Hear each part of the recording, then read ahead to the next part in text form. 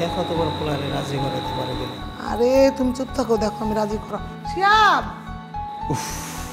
দিলা তো মুডটা নষ্ট করে। এমনি আমার অফিসে যাওয়ার সময় লেট হয়ে যেতেছে। কি বলবা তাড়াতাড়ি বলো। আচ্ছা বাবা, তোর আমি কি কমু ক? তুই সকালবেলা হন হন করে অফিসে যাস আর রাইতে অনেক দেরিতে হোস। তোর লগে তো আমরা শান্তি মতো কথাই কইতে পারি না। কি বলবা বলো। বাবা তুই তো একটা ভালো চাকরি করস, তাছাড়া তোর বয়সও তো অনেক হয়েছে। তোর একটা ভালো দেখে বিয়ে শাদি করাই দিই, তুই রাজি হয়ে যা। হ্যাঁ, তুই বললে আমরা মেয়ে দেখা শুরু করি। দেখো মা, আমি তোমাদের একটা কথা বলি, তুমি কথাটা মনোযোগ দিয়ে শোনো। আমি কিন্তু তোমাদের মতো এত ব্যাকডেটেড না। আমি আধুনিক শিক্ষায় বড় হয়েছি, ইংলিশ মিডিয়ামে পড়ালেখা করছি। তোমাদের চিন্তা ভাবনার মধ্যে আর আমার চিন্তার মধ্যে আকাশ আর পাতাল তফাৎ। শোনো, আমার যখন বিয়ে করার সময় হবে না, তোমাদেরকে তোষামত করতে হবে না। আমি আমার মনের মতো এবং আমার যোগ্য কোনো মেয়ে পেলে আমি তোমাদেরকে জানাবো। আর এটা নিয়ে তোমাদের এত চিন্তা ভাবনা করতে হবে না, ঠিক আছে? আরে এটা কোনো কথা কইলি? আরে বাবা মাই তো ছেলের জন্য পাত্রী দেখে, তাই না? বাবা আমরা দেখা শুনে একটা ঘরও দেখা মাইয়াই না দেই, সুন্দর করে তুই সংসার করবি। আরে এটা তো যুগ যুগ ধরেই হয়ে আইছে, তাই না? দেখো, তোমরা এখনো কলিযুগে পড়ে আসো, তোমাদের এত চিন্তা ভাবনা করতে হবে না। সময় হলে আমার বিয়ে আমি নিজে দেখে শুনে করে নিব। যাই হোক, আমার এত কথা বলার সময় এখন নাই। অফিসে যাওয়ার সময় দেরি হয়ে যেতেছে, আমি এখন অফিসে গেলাম। শুনলা তোমার পোলার কথা? এই জন্যই কি ওরা লেখাপড়া করে বড় করছি। আমি আগেই কইছিলাম, আমরা যেরকম করে লেখাপড়া করছি পোলারে এমনি লেখাপড়া করাইতে চাইছিলাম না। তুমি পোলারে উচ্চ শিক্ষিত করবা, ইংলিশ মিডিয়ামে পড়াইবা। দেখলা তো ইংলিশ মিডিয়ামের। ও যেহেতু আধুনিক পোলাপান, ও নিজের বিয়ে নিজে ঠিক করুক। আর যদি ভালো হয়তো ভালো হয়। আপনি কি একটা বান্ধব? না না, শিয়াব মেয়েটা কে বাবা? বাবা, আজকে আমরা দুজন বিয়ে করছি, ও আমার ওয়াইফ। হায় হায়, কি কয় আল্লাহ! কি গো, আমার না জানে বিয়ে করে ফেলেছে? দেখো শিয়াব, আমরা তোমার বাবা মা, আমাদেরকে এটা জানানো দরকার ছিল না তোমার? আহা বাবা, আমি পছন্দ করে বিয়ে করছি, এ তো জানাজানির কি আছে? আর এখন তো জানলা নাকি? আর মা শোনো, তোমার এই বিষয় নিয়ে এত বাড়াবাড়ির কোনো দরকার নেই, এত মাথা কামাইতে হইব না তোমার। হ্যাঁ, এখন তো বুঝতে পারছো ও আমার ওয়াইফ। এই আসো তো। আরে দাঁড়াও, এই কি করছো? বাবা আমাকে সালাম করার কি আছে? এগুলো আদিম যুগের কাজ, আর এগুলো আমি পছন্দ করি না। চলো আসো।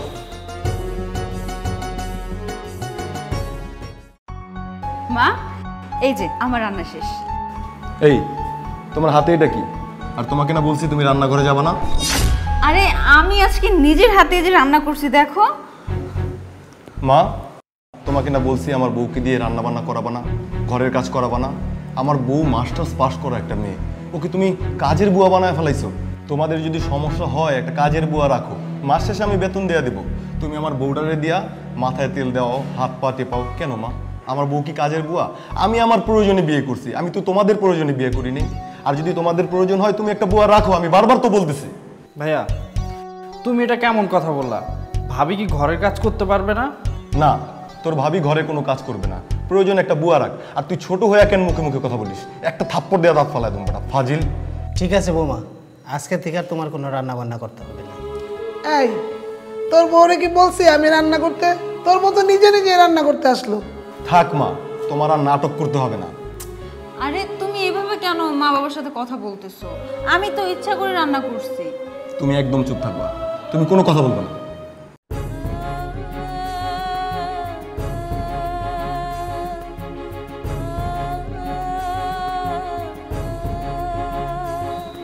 বৌমা, বৌমা, বৌমা! আম্মা, আমার ডাকতেছেন? বৌমা, কি হয়েছে আম্মা আপনার? আমার ভালো লাগতেছে না, কেমন যেন অস্থির লাগতেছে। আপনি এগুলা কাজ করতেছেন কেন? আজকে আমার বন্ধের দিন, আমি করবো। আপনি ওঠেন ওঠেন, ওইটা একটা বিশ্রাম নেন। দাঁড়ো দাঁড়ো দাঁড়ো ওঠেন। দাঁড়ো। আমি দুধ। একটু ধইরা ওখানে বসায় রেখে আসো, যাও।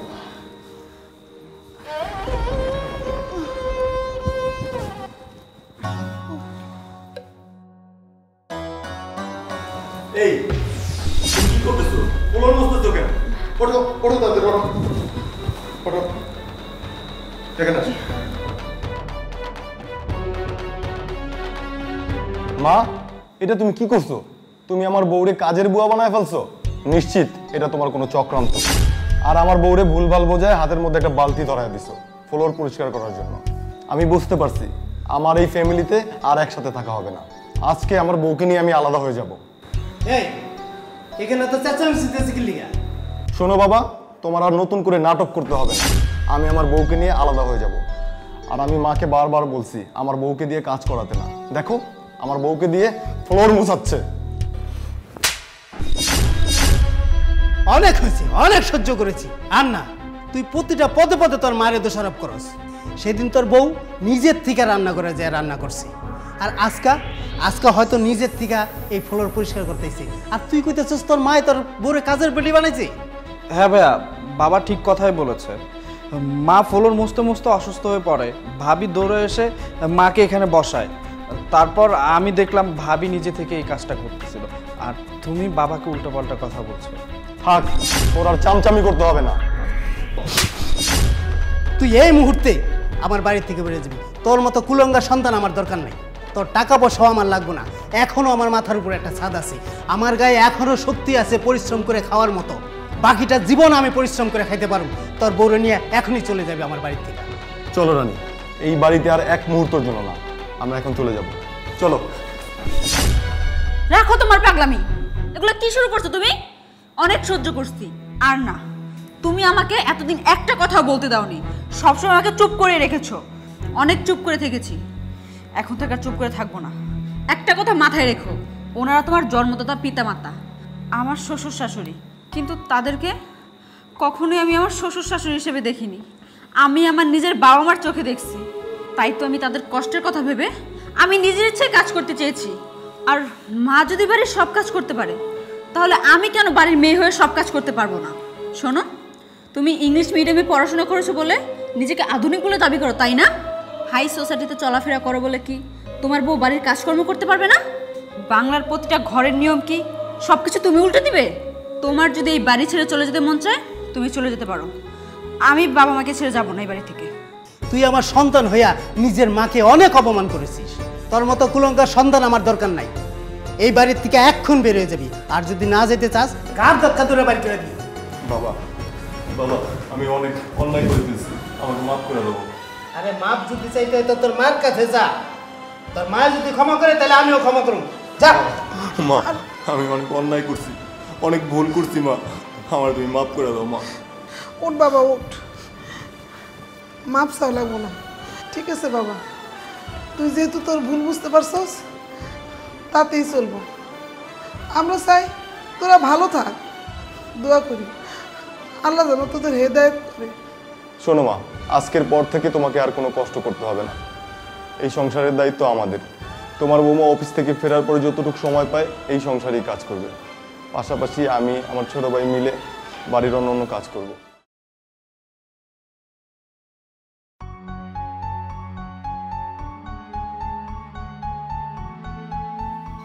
কি নবাব জাদি, বসে বসে খাবার গিললেই হবে? রান্নাঘরের কাজগুলো শেষ করতে হবে না? মা, আমি কাজ করে আসছি, অনেক ক্ষুধা লাগছে তো এর জন্য খেতে বসছি। খাওয়াটা শেষ করেই তারপর বাকি কাজ করতেছি। বাবা, মুখে মুখে তর্ক করা বেড়ে গেছে। হ্যাঁ, আমি যা বলবো তাই করতে হবে। আগে রান্নাঘরের কাজ শেষ করতে হবে, তারপরে অন্য কথা। ইস, মোবাইল টিপা আর খাওয়া গিলা ছাড়া তো আর কোনো কাজ নেই। মা, আপনি আমার সাথে এইভাবে কথা বলতেছেন কেন? আমি তো বললাম আমার অনেক ক্ষুধা পাইছে, এর জন্য আমি খেতে বসছি। খাবারটা শেষ করে কাজ করে দিচ্ছি। হারামজাদি, খাবি না? তোর খাইতে ইচ্ছা করতেছে, নে ধর খা। আরে খা খা, বেশি করে খা, একদম মজা করে খা। খা খা খা, তুই না খেতে চাইছিস?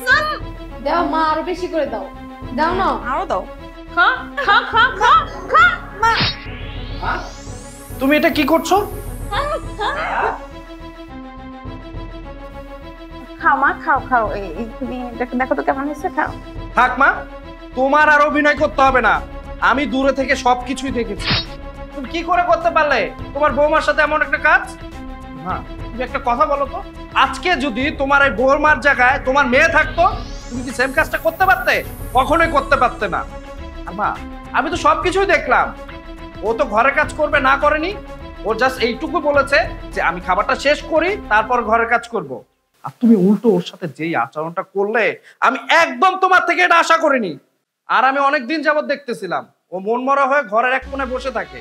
আমি ওকে বারবার জিজ্ঞেস করেছি তোমার কি হয়েছে, তোমার কোনো কথাই বলেনি। কিন্তু আজকে বুঝলাম যে এটার পিছনে কারণ কি।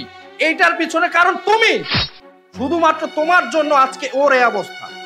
আচ্ছা মা, তুমি আমাকে একটা কথা বলো, এই যে তোমার তো দুইটা মেয়ে আছে, একটা মেয়ে তো বিয়ে হয়েছে, আজকে যদি ওর শ্বশুর বাড়ির লোকজন ওর সাথে সেম আচরণ করতো তখন তোমার কেমন লাগতো? ভালো লাগতো? তোমার ছোট মেয়ের তো বিয়ে দিবা, ওর শ্বশুর বাড়ির লোকজন যদি এমন আচরণ করে তখন কেমন লাগবে?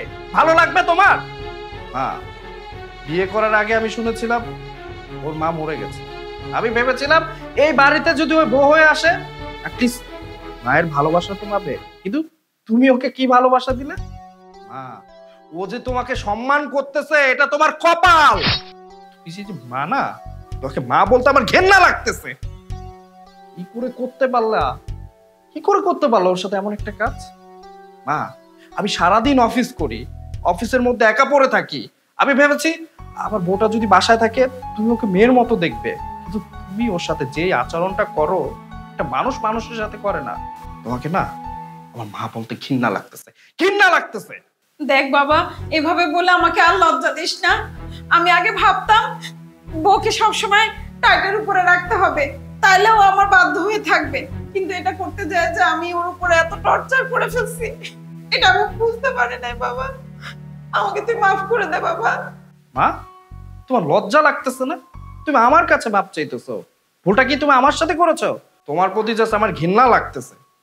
মা, এই মেয়েটা ঘরের প্রত্যেকটা কাজ করে, তুমি একটা গ্লাস পানি ঢেলে খাবা ওই কাজটাও তোমাকে করতে দেয় না। তুমি এই মেয়েটার সাথে এই আচরণটা করতে পারলে? মা, কি করে করো? হ্যাঁ, তোমার কি একটু মনুষ্যত্ববোধ নেই? তোমারও তো দুইটা মেয়ে আছে, ওদের সাথে যদি এই আচরণটা করতো কেউ তখন তোমার কেমন লাগতো? মা শোনো, ক্ষমা যদি চাইতে হয় তুমি তোমার বৌমার কাছে চাও, আমার কাছে না। বৌমা, আমি তোমার সাথে অনেক অন্যায় করে ফেলেছি, তুমি আমাকে মাফ করে দাও। আমি নিজেও বুঝতে পারিনি তোমার সাথে এত অন্যায় করে ফেলেছি। সীমা, আপনি এসব কি বলছেন? আপনি কেন আমার কাছে ক্ষমা চাইছেন? আমি হয়তো বা কোনো ভুল করেছি, এর জন্যই আপনি আমাকে শাস্তি দিয়েছেন। তাছাড়া আমি মনে করি এটা আমার কপালে ছিল। আর তোরা তোরা কি করে করতে পারলি? এখানে দাঁড়িয়ে দাঁড়িয়ে মজা দেখতেছিস, তোদের চোখের সামনে মা এমন অন্যায় কাজ করতেছে, তোরা বাধা দিবি না? আজকে যদি তোদের শ্বশুর বাড়ির লোকজন এমন কাজ করতো তখন তোদের কেমন লাগতো? খুব ভালো লাগতো। আর এই ছোট, তোর না 2 দিন পর বিয়ে হবে, হ্যাঁ?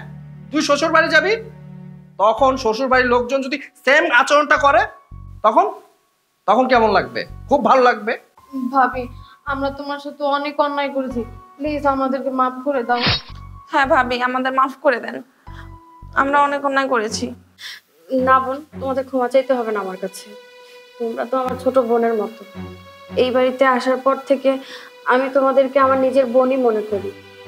জানি না তোমরা আমাকে কি মনে করো, আমার দিক থেকে আমি যথাসাধ্য চেষ্টা করি তোমাদের কখন কি লাগবে না লাগবে আমার কারণে যাতে তোমাদের কোনো সমস্যা না হয়। আর মা, আমার তো মা নেই, এই বাড়িতে বউ হয়ে আসার পর থেকে আমি আপনাকে আমার মায়ের চোখেই দেখি। আমি যতটুকু পারি ততটুকু আপনার সেবা করার চেষ্টা করি মা। আপনার কাছে আমার কিচ্ছু চাওয়ার নেই, আপনার কাছে শুধু আমার একটাই চাওয়া যে আপনি আপনার ছেলের বউ হিসেবে না, আমাকে আপনার নিজের মেয়ের মতো করে মনে করেন। আমি আজ থেকে তোমাকে মেয়ের মতো দেখবো, বউর মতন দেখবো না। আমার ভুল হয়ে গেছে। আরে হইছে হইছে, এখন কি আমি দাঁড়ায় দাঁড়ায় মা মেয়ের আহ্লাদ দেখবো নাকি? আমি অফিস থেকে আসছি, আমার ক্ষুধা লাগছে, খাইতে দিবা না? আচ্ছা কাজ করো, তুমি ফ্রেশ হও, আমি খাবার দিচ্ছি। না, তোমার খাবার দিতে হবে না, আমি খাবার দিব। এই যা, তুই ফ্রেশ হয়ে আমি খাবার দিচ্ছি। আর এখন থেকে আমাকে ঘরে খাবার দিতে হবে না, আমরা সবাই একসাথে বসে খাবো। খাও মা। বউকে নিজের মেয়ে মনে করুন, তাহলে বৃদ্ধ বয়সে বৃদ্ধাশ্রমে যেতে হবে না, এমনকি ছেলের বউ কখনো আলাদা হওয়ার চিন্তাও করবে না। মা হয়ে বউকে আগলে রাখুন, তাহলে দেখবেন সংসারটা সুখ এবং শান্তিতে ভরে উঠবে। এই যে নাও ব্লেজার। আচ্ছা, শপিং এর জন্য তোমার কত টাকা লাগবে? এই ধরো 30-40-এর মতো। ও আচ্ছা, ছোট বোন ফোন করেছে, একটু কথা বলে নি। হ্যালো ভাইয়া, আসসালামু আলাইকুম। ওয়ালাইকুম আসসালাম। কি রে, কি খবর, কেমন আছিস? ভালো নেই ভাইয়া, আমার জামাই শরীর অনেক অসুস্থ, কালকে ডক্টর দেখাইতে নিয়ে গেছিলাম, ডক্টর বলল ওর পেটে নাকি পাথর হয়েছে, অপারেশন করাইতে ভাই 1 লাখ টাকা লাগবে। কি বলছিস? মানে পেটে পাথর হয়েছে, 1 লক্ষ টাকা লাগবে চিকিৎসা করার জন্য? আমি কোথায় পাবো ভাইয়া? আমাকে একটু সাহায্য করো না তুমি ভাইয়া, তুমি ছাড়া আমার আর কে আছে? বোন, আসলে আমার কাছে না 1 লক্ষ টাকা এখন নাই। আপাতত আমার কাছে 20,000 টাকা আছে। এই টাকাটা তোর ভাবির কাছে আমি দিয়ে যাচ্ছি, তুই বাসায় এসে নিয়ে যাস। হ্যাঁ, আর বাকি টাকা আমি গুছিয়ে তোকে পাঠিয়ে দিব, তুই কোনো টেনশন করিস না, কেমন? আচ্ছা ভাইয়া, ঠিক আছে। আচ্ছা, ভালো থাক, টেনশন করিস না, রাখি। এই কিসের টাকা লাগবে? আরে ওই যে নিকির হাজবেন্ডের পেটে পাথর হয়েছে, অপারেশন করার জন্য নাকি 1 লক্ষ টাকা লাগবে। আমার কাছে তো এত টাকা নেই, আমার কাছে 20,000 টাকা আছে। এই টাকাটা তোমার কাছে দিয়ে যাচ্ছি, ওই আসলে দেন তুমি ওকে টাকাটা দিয়ে দিও। হ্যাঁ, আশ্চর্য, ও বললো আর তুমিও রাজি হয়ে গেলে। আর তুমি না বলছো আমাকে শপিং করে দিবা? আরে কি শুরু করলা? আমি একবারও না করেছি যে আমি তোমাকে শপিং নিয়ে যাব না? আমি অবশ্যই তোমাকে শপিং নিয়ে যাব, কিন্তু এখন না, এখন আমার কাছে টাকা নেই। আমি আমার বোনের বড় ভাই, দেখো ওর একটা বিপদ হয়েছে, ও আমাকে ফোন করেছে। এই সময় যদি আমি ওর পাশে না থাকি তাহলে কে থাকবে? আজকে যদি বাবা বেঁচে থাকতো, বাবাই ওকে হেল্প করতো, তাই না? সব আমার একটা কর্তব্য আছে। আমি তোমাকে 20,000 টাকা দিয়ে যাচ্ছি, ও আসলে তুমি এই টাকাটা দিবে। এই বাসায় কি আমার কোনো কথার গুরুত্ব আছে? আমি যদি কিছু বলি ওটা 1000 সমস্যা হয়ে দাঁড়ায়। কে বলেছে গুরুত্ব নেই? অবশ্যই গুরুত্ব আছে। তুমি ইদানিং অনেক বেশি কথা বলতেছো, বুঝছো? একটু কম কথা বলার চেষ্টা করবা। টাকাটা রেখে যাচ্ছি, আমার বোন আসলে দিয়ে দিবে।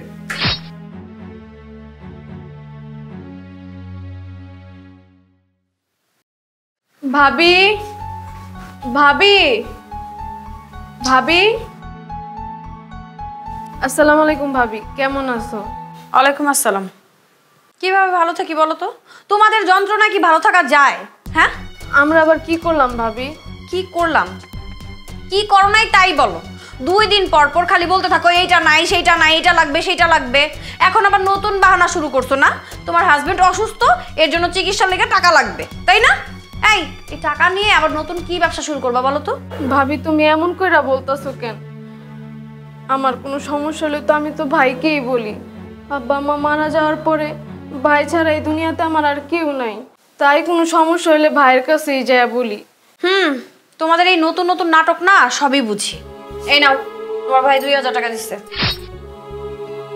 ভাবি, ভাইয়া তো বলছিল 20,000 টাকার কথা, এত কম টাকা আমি কিভাবে কি করব? আরে তুই কি বলতেছো? আমি কি তোমার সাথে মিথ্যা কথা বলতেছি? তোমার ভাই আমাকে এই 2000 টাকা দিয়ে বলছে যে তুমি আসলে জানো এই 2000 টাকা দিই, আর তুমি এখন আমাকে মিথ্যাবাদী বানায় ফেলতেছো। এই টাকাটাই দিছে, এই টাকা নিয়ে যাও।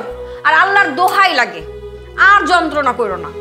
এরকম করে সারাক্ষণ যদি টাকা চাইতে থাকো তাহলে তো আমার জামাইয়ের পকেট ফাঁকা হয়ে যাবে। এই টাকা চাও না, বন্ধ করো, যাও আল্লাহর রাস্তায় যাও। ভাবি, এই টাকাটাও তুমি রাইখা দাও, আমি অন্য জায়গা থেকে ব্যবস্থা করে নিব। আমি আর কোনোদিনও তোমার সংসারে বোঝা হতে আসবো না ভাবি, আমি চলে যাচ্ছি। যত ঢং, আমার কাছ থেকে টাকা নিতে আসছে। কিভাবে টাকা নাস আমি দেখবো। যাক, বেঁচে গেল আমার 2000 টাকা।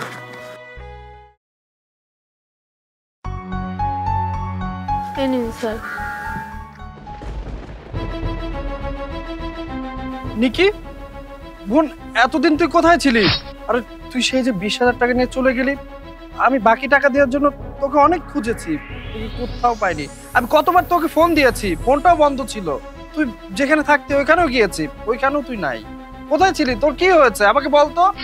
আরে কি ব্যাপার, তুই কান্না করছিস কেন? কি হয়েছে? ভাইয়া, সেদিন তুমি বলাতে আমি ভাবির কাছে গিয়েছিলাম, ভাবি আমার সাথে অনেক খারাপ ব্যবহার করেছিল, মুখে যা না তাই বলেছিল। আর কি বললে? 20,000 টাকা? কই, ভাবি তো আমাকে 20,000 টাকা দেয়নি, 2,000 টাকা দিয়েছিল। আর বলেছিল আমি নাকি তোমার সংসারে অশান্তি করি, তাই তোমার থেকে অনেক দূরে থাকতে বলেছিল। কিন্তু নিকি, এত কিছু হয়ে গেল, তুই আমাকে কিছু বলিস না কেন? আর তোর হাজবেন্ড কেমন আছে? তোমাকে কি বলতাম ভাইয়া, আমি কিছু বললে তো ভাবে অনেক রাগ করতো, তাই কিছু বলিনি। আর আমি চাইও না আমার জন্য তোমার সংসারে অশান্তি হোক। এরপর আমার বান্ধবী তার বাবার কাছে নিয়ে আসে, আর এই রেস্টুরেন্টটা আমার বান্ধবীর বাবারই। আর তারপর সাকিবের চিকিৎসার জন্য যত টাকা লাগে সে আমাকে লোন দিয়েছিল, আর এখানে একটা ছোট্ট চাকরি দিয়েছিল। তুমি আমার জন্য দোয়া করো ভাইয়া, আর কিছুদিন পরে এই রেস্টুরেন্টের বড় একটা পদে আমার প্রমোশন হবে। আল্লাহ দিলে আমি অনেক ভালো আছি আগের থেকে। আর রেস্টুরেন্টের মালিক বলেছে সাকিবকেও এই রেস্টুরেন্টে একটা চাকরি দিবে। আল্লাহর রহমতে আমরা অনেক ভালো আছি ভাইয়া, তুমি আমাদের জন্য দোয়া করো। শোনা, আমার ইম্পর্টেন্ট একটা কাজ আছে, আমি এখন যাই। তোর সাথে আবার পরে কথা বলবো, কাজটা ইম্পর্টেন্ট, আমার সারতে হবে। আচ্ছা ঠিক আছে ভাইয়া, থাক।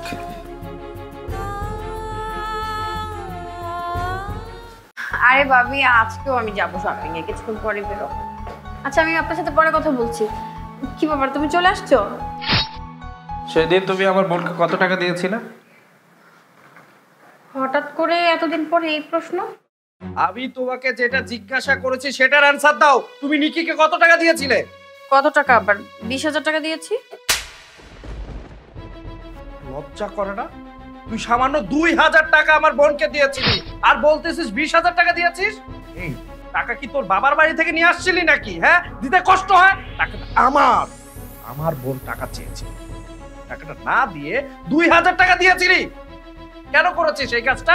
হ্যাঁ, আমার বোনটা বিপদে পড়েছিল, আমার কাছে সাহায্য চেয়েছে, আমি আমার বোনটাকে সাহায্য করতে পারিনি শুধুমাত্র তোর জন্য।